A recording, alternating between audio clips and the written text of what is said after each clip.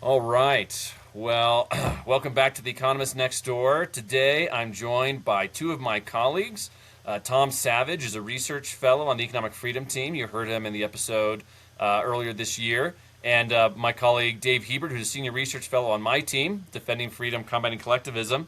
Thank you, gentlemen, for joining me. Today, we're going to be talking about a topic a lot of people probably don't think about who don't spend their time doing policy, which is the way in which the federal government actually transfers lots of money to state governments for various kinds of spending programs. This has been the case for, a little over a half century, maybe three-quarters of a century now, but that wasn't always the case. Tom is recently released an explainer talking about sort of the history and the relationship between the federal government spending and state government spending, and it used to look very different in early American history. And so in the explainer, which we're going to kind of unpack and talk about the implications today, Tom describes or talks about sort of four eras of human history, or not human history, of U.S. history, where the government, the federal government and the state governments interacted in different ways. So the first area, you can think about kind of the founding period up through the Civil War. And in that period, the federal government was very, very small. It wasn't doing very many things. It didn't have very many departments. States were, the major show in town when it came to local governance, local spending. And so the federal government was a relatively small player or spender in the economy throughout the first almost 100 years of U.S. history. After the Civil War, things began to change. The country was much bigger. The federal government began to engage in more projects, infrastructure projects, certain limited welfare projects. It began having more control over what states do for a variety of reasons. And then in the early 20th century, between the Civil War and World War II, you have the rise of what's called the Progressive Era, which was this significant shift in political philosophy where people thought the federal government should do more because we can get experts in there, they can fix problems, it's this national government that concentrates power and wealth, and we can get a lot done. And so the Progressive Era really unlocks or unchains the federal government in terms of its spending. And then we see that culminate in this third period of U.S. history, which is the New Deal. So you have the Great Depression happens in the 1930s. President Franklin Roosevelt, FDR, is in office for a long time, almost 16 years, and he ushers in what he calls the New Deal, massive programs. We're going to talk about that. And then the final period or era of U.S. history that we're going to talk about is kind of an extension of the New Deal, which is something called the Great Society, which was brought in by President Lyndon Johnson in the 1960s. And it was sort of this building on and extending of the New Deal. And at the end of the day, what we'll talk about is post-Great Society, we live in a world where the federal government is the gorilla when it comes to governance. They have much bigger budgets. They have much bigger deficits and debts. Lots of state spending money actually comes from the Fed. So anyway, thank you for joining us. We're going to unpack this. And we're going to just jump into talking about each of these eras and then sort of where this leaves us, this relationship between national government spending and state government spending. So, gentlemen, thank you for joining me. Thanks so much, Paul. Yeah, thanks so much. Thanks. So, Tom, why don't you go ahead and maybe just share broadly sort of why you wanted to write this piece in general, and then maybe jump into that early pre-Civil War era.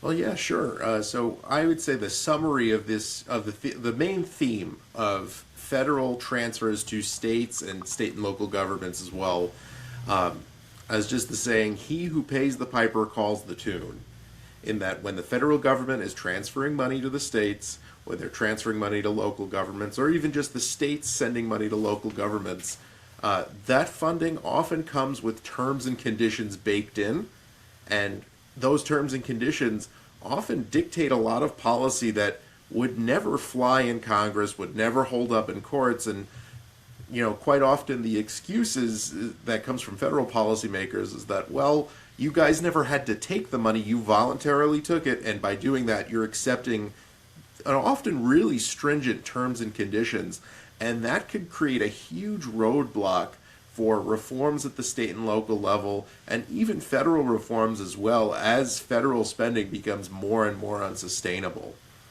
You mentioned that early founding period. Now, of course, there is a bit of a lighter touch, but at the American founding, when during the Constitutional Convention, that the deal there is that in order to, if the states are going to give up their debt, they're going to get essentially a bailout from the federal government for the debt they incurred during the Revolution.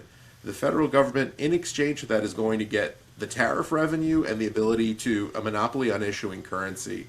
And so that right there, you're already seeing the terms and conditions baked in. And aside from that, you get the Northwest Ordinance, which is also a relic of the older system, the Articles of Confederation. And that's, the process of admitting new states to the Union. So when the federal government is giving out these land grants, there's generally a lot of discretion given to the people living in that area. Essentially, there are some requirements saying, each territory is blocked off in lots, and it's, certain lot numbers have to be reserved for schools or the post office or things like that. But, sort of generally what we're seeing is, compared to what we're seeing today, of course, is a much, much lighter touch. Yeah, so Dave, how would you describe, like when you think about the pre-Civil War period, thinking about the federal government and the states and their interaction, what sort of stands out to you from that period?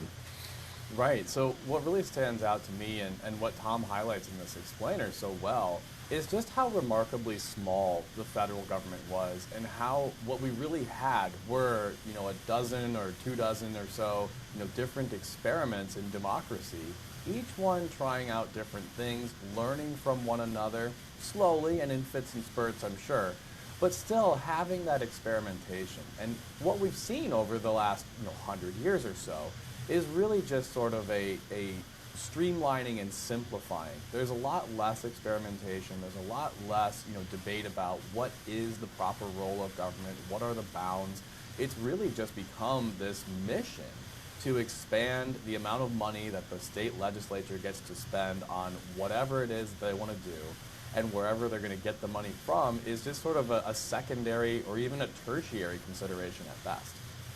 So this is a little bit of a tangent, so we'll see what you guys do. I throw you a little bit of a curveball. But one of the things, if you study U.S. history, that is fairly striking, and you see this in the Civil War itself. Robert E. Lee was this famous Virginian who went to fight for the Confederacy.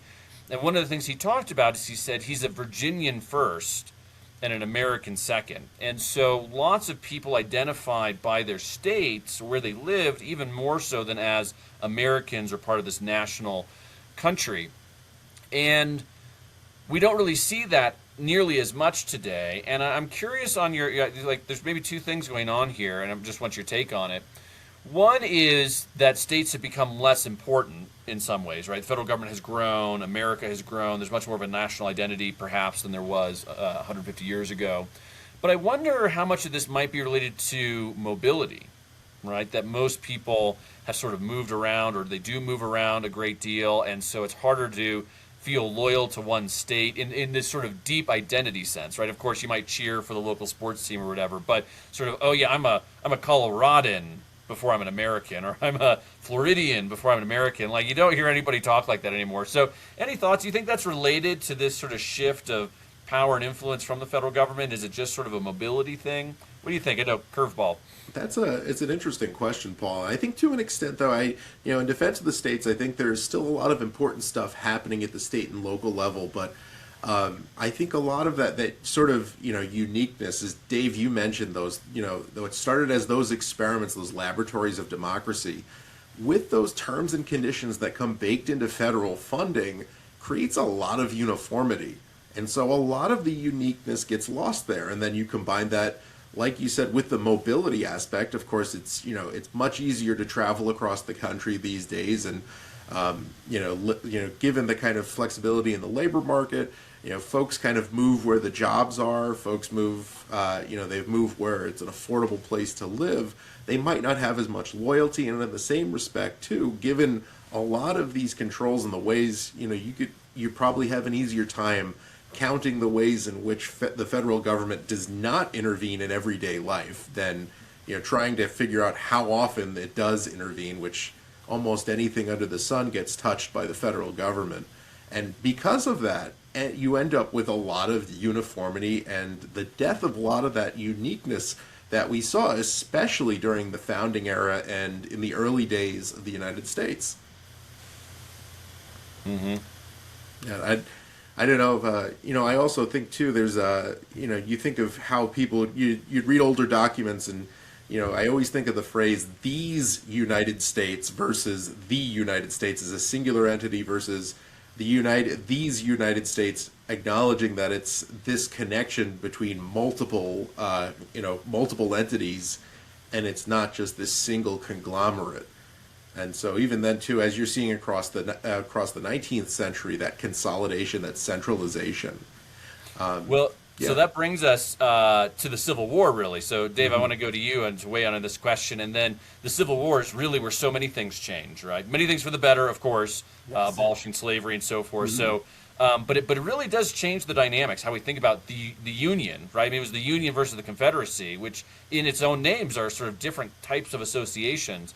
And this post-Civil War era, there's definitely a change in national identity in a variety of ways, but then you stop saying these United States, I don't know if it's right after the Civil War, but that period, it's much less of that kind of association or confederacy kind of idea. So Dave, what do you think in terms of like this shift to the national government kind of running the show and the dynamics of the Civil War and post-Civil War? Right. So I think that's exactly right. Now, if you look at, pre-Civil War documents, just like you two were saying, a lot of them say these United States, implying that there's sort of a voluntary association among these separate entities that we call states who would come together to solve, major collective action problems, right? But everything else was specifically granted to the states as the problem that they were going to solve, and they would go out and solve it kind of in their own way. But after the Civil War, that transition to the United States really kind of took root. And it's at some level fortuitous timing on our part that we're recording this during the Winter Olympics, when the whole national identity is really being thrown like right in our faces all the time. Now look, on the world stage when it comes to athletic contests, I have no problem calling myself an American instead of a Michigander. I don't know how many Michigan folks we have in the Olympics right now, but I suspect it's not very many. Despite I don't know, it's the Winter Olympics though, right? It is the winter, so we do have that going for us, right? Yep. So it could be some, I don't deny that, but for the Olympics, I am an American first and a Michigander second. I don't care which American wins bobsledding or whatever. I want an American to win every single one, right? But in other respects, I do view myself more as a Michigander than I do as an American. Now, that doesn't mean that I don't support America. It doesn't mean that I don't want America to thrive. It just means that I care about Michigan because that's where I live. And what's interesting is the rhetoric coming out of Washington, D.C., from both Republicans and Democrats, frankly, is that, we as Americans need to stick together and we need to make sacrifices for the common American good, right? Look at tariffs, look at all the national politics that are coming out. All of that is an attempt to say that we as Americans need to spend more on our domestic production so that other people, perhaps outside of, in my case, Michigan, can have better, more gainful employment. That's a sacrifice that we should make for ourselves. So I'm sympathetic to that, Dave, and I kind of feel somewhat similarly. But I wonder what you think about this. This is what I've been wrestling with, which is, okay, so we say that we're in favor of the states, and we Colorado, Michigan. How much of your writing and your thinking is about Michigan problems versus about national problems? Right, so that's a great point. So almost all of my writing is going to be about national problems. Mine too. Yeah, so I do focus on the national problems, but I do so with an eye, in my particular case, because manufacturing is such an important part of the Michigan economy, and it's such a major component of this administration's agenda. So when they're setting national policy to promote manufacturing, yes, it's clearly not specifically targeted to Michigan, but a lot of promises have been made to Michigan vis-a-vis manufacturing. And so I'm going to dodge your question cleverly by saying, even though I'm focusing on national politics, it has primary jurisdiction here for things that I'm worried about. There you go. Good. I like it. Well, so Tom, to kind of play up on this point, do a ton of work on states. It's really great to hear and listen to you talk about Illinois pensions or California pensions or Alabama. So you're very much involved in the states and have worked in that for a long time. Could you comment a little bit about how federal and national stuff sucks all the oxygen out of the room often, right? Where it's basically like everybody is following what the Department of Transportation or ICE or whatever is doing, and it's very hard in many cases to highlight state issues, in part because, maybe you highlight some detailed thing in Indiana, like why does someone in southern Arizona care, right? Or why does somebody in Washington State care? So maybe you could talk about some of the challenges and the dynamics of highlighting issues and policy ways to improve at the state level because, the national stories get so much attention. Yeah, that's a great question, Paul, and it really is it really can be an uphill battle, especially when you're trying to communicate why it's important to somebody outside of that particular state. Of course, it's like the president is doing something. That the president, for better or worse, is one of the most powerful people in the world. So, the president says something, everybody listens, the cameras turn in his direction. And so the president is going to, almost always make a huge splash in the news. And so you're fighting the media stream there. But I think, too, it gets back to that federal transfer question again. Like all those examples you mentioned, whether it's law enforcement, whether it's entitlements, it's federal money going to the states and sometimes passing through the state governments into local governments as well. When you look under the hood, although it's often flies under the radar, the average state gets about a third of its spending from the federal government. Now, why does that happen? Because as Dave mentioned, as you mentioned, we're losing this uniqueness there in the states. We lose the ability for states to really be those laboratories of democracy. And I think it's really important to look at incentives. Well, not only are you getting that, that element of control for the federal level, that the terms and conditions that come in, there's incentives at the state level as well, where you can increase spending, as Dave, as you mentioned earlier, they can increase spending, and it's going to be paid for by federal taxpayers in the 49 other states. And so you're able to increase spending, and then also, at the state level, these state officials can go back and say, look, we kept all of these programs funded, and we didn't raise your state taxes. And then, of course, as the federal government is starting to see more and more strain on the budget, which we're seeing, the CBO just came out with a report, and it's more doom and gloom, right? More debt. The Social Security is going to be unable to pay full benefits by the time the 100th anniversary comes around of Social Security. And that strain creates a lot of pressure on federal policymakers, but at least from what I see, before they dare touch programs that are going to affect their electability, they're going to adjust funding to the states, because that's a really interesting scenario where you take Medicaid, for example. It's not just federal money handed over to the states. It's a matching program where if the state spends X amount of dollars, the federal government will match it depending on what type of Medicaid there is. And, all it takes is a couple tweaks and say, oh, we're moving, we're matching, maybe a percentage point lower, but that translates into billions of dollars. And then, when the states are on the hook for that, the federal government can say, well, the bad decisions that happened at the state have nothing to do with us. They throw their hands up and say, all we said was the states had to pitch in a little more. We didn't tell them they had to make cuts or raise taxes or take on debt. They're able to wash their hands of the situation, right? Classic political move, blame shifting. Yep. So, Tom, just to follow up on this, I wonder if you could comment on, it's interesting where we think about states getting their money from the federal government, which sounds a lot like they're coming hat in hand to the federal government, which in some cases they are. That's their posture. But it's not like the states are these sort of foreign countries that are receiving foreign aid out of the sort of beneficence of the money the federal government has is coming from people in the states. And so, the federal government is taking money from people in those states and then giving it back to the states with all these strings attached and so forth. But I wonder if you could comment briefly. One thing I've heard some about, other people may have heard about, is that some states are more subsidized than other states. So some people argue, oh, well, some of these poorer red states are actually subsidized by California and New York because you have very high taxpayers and big companies in those states. And then others say, well, no, actually the blue states are being subsidized by people in red states because they have big welfare programs and they take advantage of Medicaid.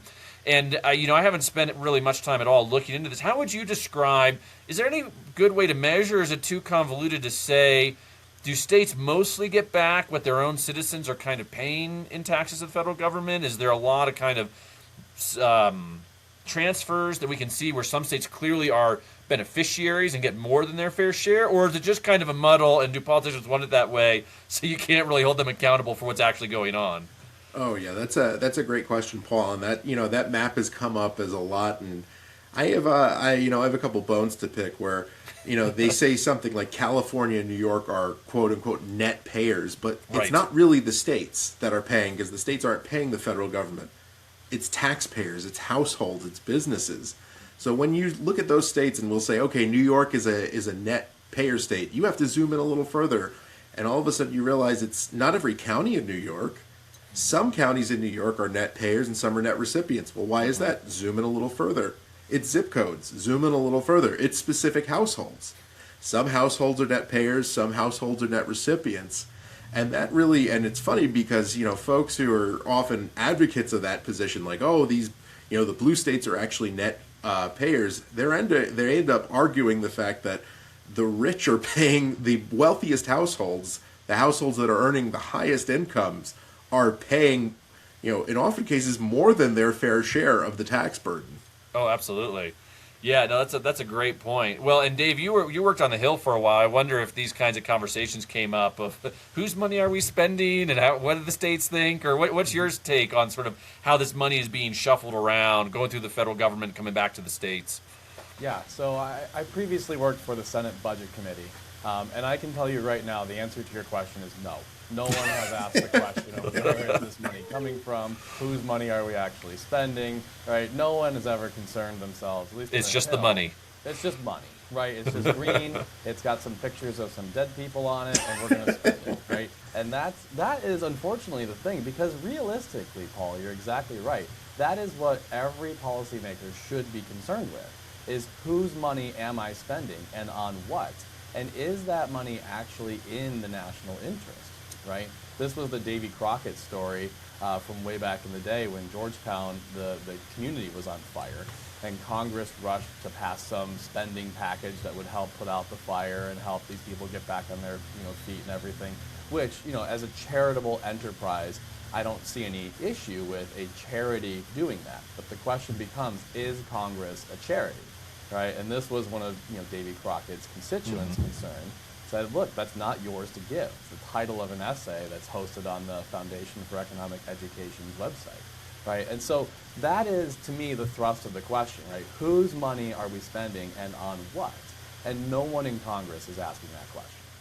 Yeah, well, I'm glad you bring up that example, because maybe I've kind of taken us off course, but maybe we can go back to the thread we were drawing, because we were talking kind of pre-Civil War, post-Civil War, and you remind me of a story. So post-Civil War, you have generally growing government involvement in the economy, especially in railroads and in antitrust, regulating, just a much bigger entity. You get in the early 1900s the income tax, direct election of senators, the Federal Reserve, some fairly major extensions of government power. But one contrast to that was actually President Grover Cleveland, who ran as a Democrat, or was a Democrat at the time.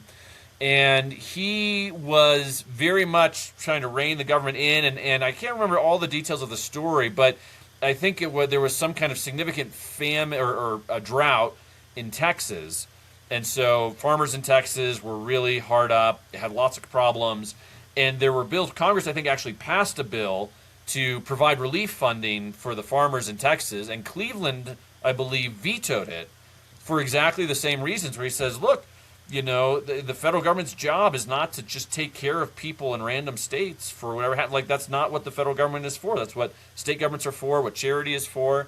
And so he vetoed this charity bill, which today would be like, the media would never stop talking about it. Of like, oh, you hate people in Louisiana because you won't do any FEMA or money for the Hurricane Katrina or whatever. So anyway, so that's an example. So besides people like Grover Cleveland, though, you have this trend towards federal government growing, extending.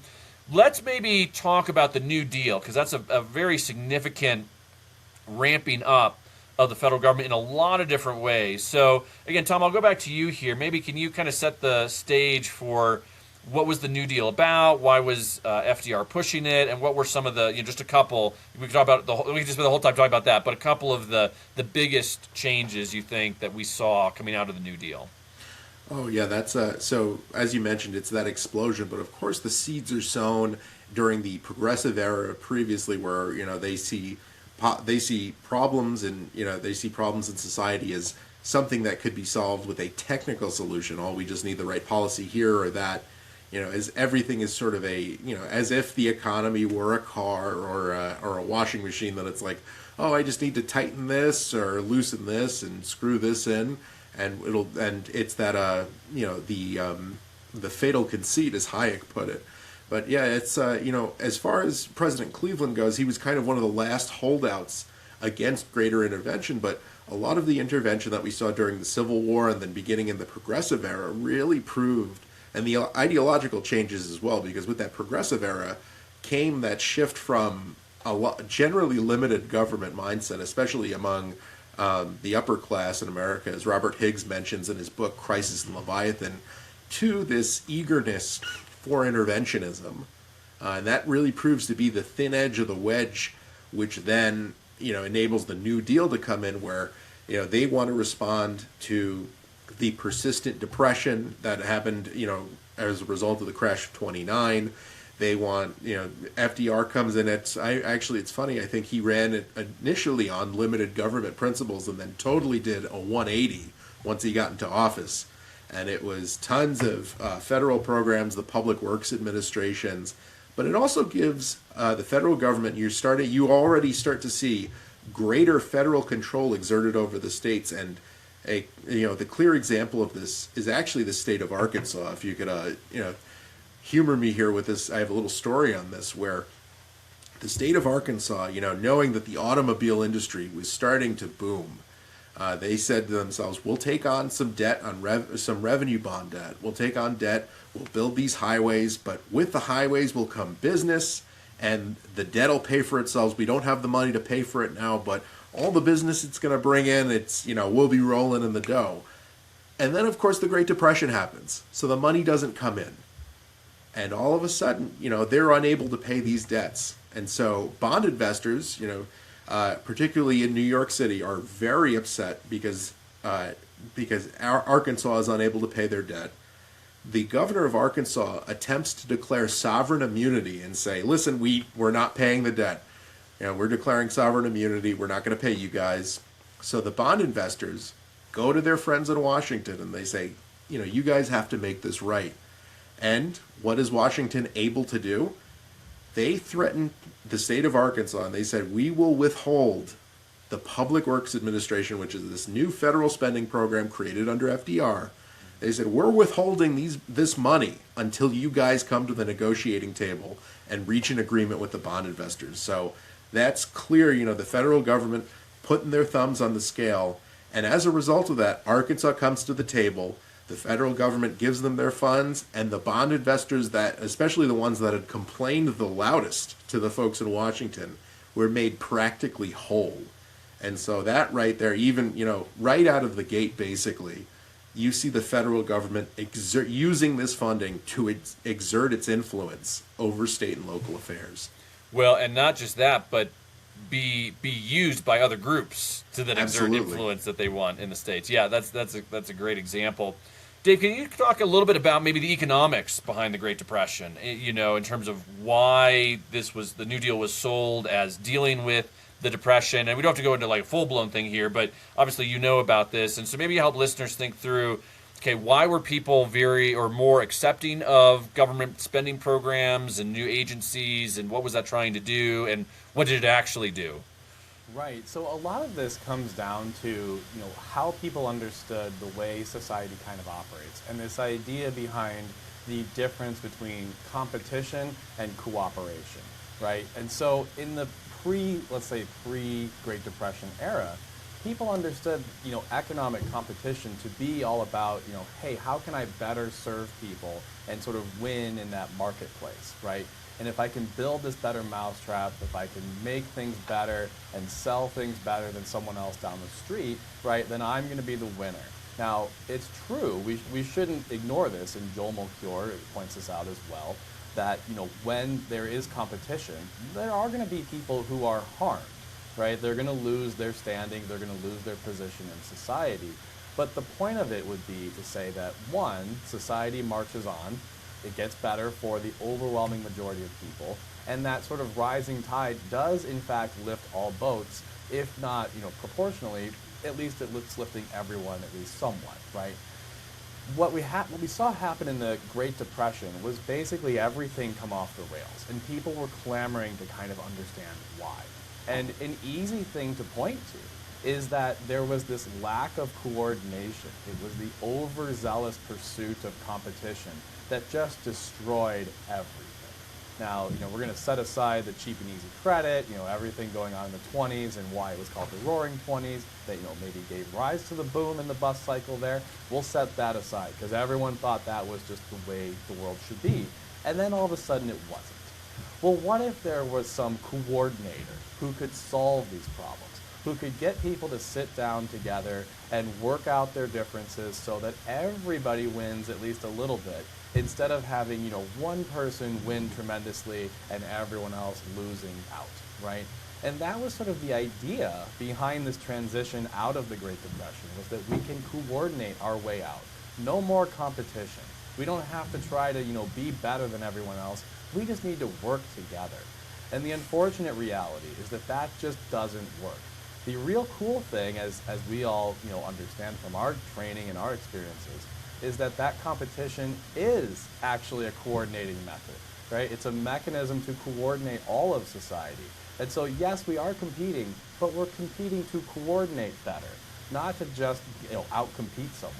I don't get jealous, Paul, when you write an article that goes into a place that's bigger than anywhere I've been, right? And I assume you don't feel the same jealousy. I want you to do well, you want me to do well, and that's not just because Sam is our boss. It's because we genuinely want the good for each other. And that's true of people writ large. That's what competition brings to the table. But forcing coordination through federal policy, that's just going to be a fool's errand. So I'm just going to remind our readers here that you were talking about the Great Depression and not 2024. Correct. Because so much of what you said is actually totally what the administration's talking about right now. Trade has led to deindustrialization, hollowing out, all of this sort of competitive market has not been good for huge swaths of workers.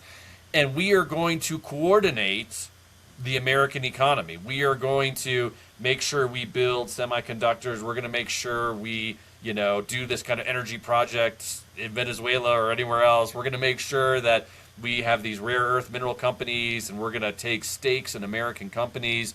It's remarkable in a lot of ways, and we don't necessarily need to spend too much time here because we want to still kind of hit our story arc. But I was just struck by what you were saying. I'm like, wow, that sounds like our current day and age, right? We can't trust the market. We got to coordinate. We've got to have national policy. We've got to have strategy, because otherwise China's going to eat our lunch, and we're going to have all these problems. But what's amazing is we haven't even had a Great Depression. I mean, we did have COVID, which was really bad, and we had, the economy was not great, but it's not like Great Depression levels bad. It's more, other things going on. But it's remarkable that what you're describing for the Great Depression, I think, is very relevant to our current moment. I think too, Paul, if I might jump in here, I think quite often the people that use the Great Depression as an example, as if it was this like unprecedented event, and people lived these naive lives prior to that, and there was no need for it. But that's also not the case either. Of course, America experienced more than its fair share of economic downturns.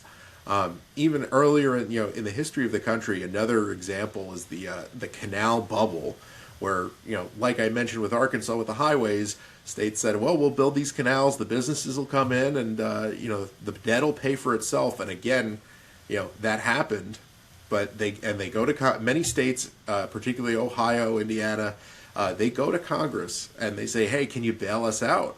And Congress said, We absorbed the debt from the revolution because it was an existential crisis. We were fighting for our existence. You guys just made some really dumb investment choices this time around. We are not bailing you out. And that caused a lot of damage. Credit ratings in the United States plummeted. But out of that crisis came many of the first balanced budget amendments, which, of course, they're no silver bullet. They're not total protection against, total protection against unreasonable and reckless spending. But it gets people, the crisis could be an opportunity for people to say, hey, wait a second, we need to drastically change course here. And that sort of correction mechanism, sometimes it's the carrot, sometimes it's the stick, allowed for a lot of excellent and unprecedented growth prior to the Great Depression too. Yeah, never let a good crisis go to waste. That's kind of a good crisis where there's sort of or a good outcome of the crisis in your case. But it's a little different than we mentioned Robert Higgs earlier and Crisis in Leviathan. He talks about this kind of ratchet effect where there's emergencies or expansions of government, and then it gets scaled back some, but not completely, and then it kind of continues to grow. And so we should talk about that more, especially Great Society. But before we do, one thing I think that is worth thinking about is interesting. You mentioned how the U.S. had fairly severe recessions and even depressions before the Great Depression, and the country got through it, right? The country made it. I think today, in our sort of hyperbole society, in the media, you suggest ending Social Security and people are like, grandma's going to die, right? So Dave, maybe going to you, maybe help people understand that they can live without these massive government programs, or what would happen if we had something really radical? Tom's talking about we have sovereign debt crisis, interest rates spike, the federal government really has to scale back its spending. You get some reformer in there who is actually serious about reforming the major programs. Are people going to die when we do that, or what is this possible? And how did people survive pre-Medicare? Right. Well, I think you hit the nail on the head there, right? Is to point out that before any of these, programs that we might have in place today existed, people lived, right? They didn't just die. It's not like people turn 62 years old and just like, boop, we're done, right? There was some way by which they lived, before Social Security existed. Now, I will say, and I think it's a fair statement, that if we just, flipped the magic wand or flipped the switch today and just ended Social Security, that would cause tremendous, problems. Okay, there are millions of people that have been budgeting for and planning on those benefits for a very long time. So it has set itself up to be a major problem if we just, turned it off today. But here's kind of the thing. We do have sort of a mini experiment of ending a program in recent times. So recall that just a few months ago, we had a SNAP benefit, snafu, where the funding ran out and people were not getting their SNAP benefits. Right now, I didn't look at morgue data or anything like that, but I didn't see a spike in people dying, because of the lack of food, as we were warned that they would do. Right, we were warned that millions of people who are, living in food deserts and in vulnerable situations would lose access to food, and as a result, they would starve to death, right, if these funding packages were not passed. And lo and behold, what happened was exactly what we would predict has happened as a charitable a charitable society. People stepped up and actually gave a lot more food to food pantries. They organized private ones. Basically, people stepped up and solved the problem, right? I was driving through Ann Arbor, and all I saw up and down the roads at that time were basically signs outside saying, hey, if you're hungry, come over here. And there was just a giant pile of canned food, of things that people could come pick up and just take with them. No questions asked, right? And that's, admittedly a very progressive city, but we saw this in conservative cities as well. So this was a nationwide phenomenon. And here's, I guess, my point here, is that the American people are incredibly generous. You just have to let them show that generosity. Right now, what we have is sort of this idea behind, hey, Jesus, if we give the Romans our money and let them spend it, right, isn't that good? And Jesus says, well, no, let me tell you again, right, take care of the poor and help them out, yep. Right? But that's the idea, is that's our society in a nutshell. We will step up and help people. I believe in the American people's charitableness. Unfortunately, people in Washington don't. No, that's right, and they think they're being charitable. Right. Yeah. I would say that's a great point, Dave, and I would love to, to show a foil to that too, where increased intervention ends up hurting people. Where you look at Medicaid, for example. So for those who don't know, Medicaid, traditional Medicaid is based on, that matching rate is based on the federal medical assistance percentage, which is anywhere between 50 and 70% matching rate. And now Medicaid was also expanded under the Affordable Care Act, also known as Obamacare. But to get states to enroll in that expansion group, the federal government promised a 100% matching rate, which has now been pared down to 90%. But still, that's far and away more money than traditional Medicaid is getting. But whether or not somebody falls into the traditional Medicaid group versus the expansion depends on their income. Lower income people get pooled into traditional Medicaid while the quote unquote higher income people end up in the expansion group. But because that expansion is getting more generous federal programs, the people in traditional Medicaid are often left behind. And you hear these heartbreaking stories of people who died because they couldn't access treatment because the states, given the incentives, are prioritizing the program that's giving them the maximum amount of federal money coming in. And so to counter that, it's opposite what, many claim that, the private, here we're seeing in Dave's example, the private sector is stepping up to help people. And meanwhile, the interventions, the government programs end up hurting the poorest Americans. So, Tom, I have some questions about that. So are you saying that states have two Medicaid programs? They have like their traditional Medicaid program, then they have like a Medicaid expansion or Medicaid Plus that's like a separate program that people get into and has different levels of treatment or care? Yes. Yeah, and it depends on income level because these programs were created at different time periods. So you have traditional Medicaid, But they're separate programs. Sort of. It would all be under the same state agency, same federal agency, but how these programs get administered depends on the type of program when it was enacted. And so in between, you had traditional Medicaid, which came in the late 60s under what President Johnson called the Great Society program. In the 90s, you had the Children's Health Insurance Program created, which was created to provide children health insurance coverage if they lived in a household where their parents made above the income threshold to qualify for Medicaid. And then now, and under in 2009, under the Affordable Care Act or Obamacare, you had this new Medicaid group created. And so that and so while it's all under say in a state agency, it's under the Department of Health and Human Services. These are different programs because they're getting different levels of funding. They're getting different matching rates. And initially, So to build on that for people who aren't in the weeds on this, because it's confusing and it's really messed up in a lot of ways. So the way this works, like what Tom's referring to with the matching, is you're a state health agency and you sign someone up for Medicaid, and let's say you end up spending $10,000 on their care, like providing them care over the course of a year, $10,000.